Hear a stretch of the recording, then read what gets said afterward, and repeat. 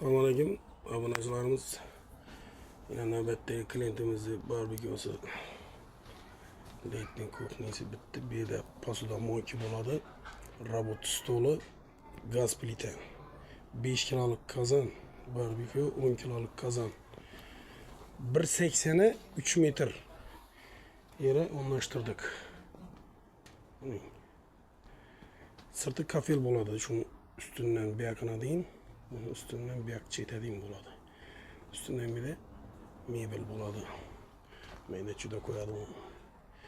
Bitgandan keyin yana tashlaymiz hali. Monusu 200'lik bo'ldi.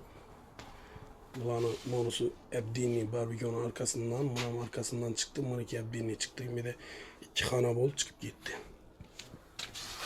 Yine teylari. Kilolar. Bunu gelin şunu çıkayım.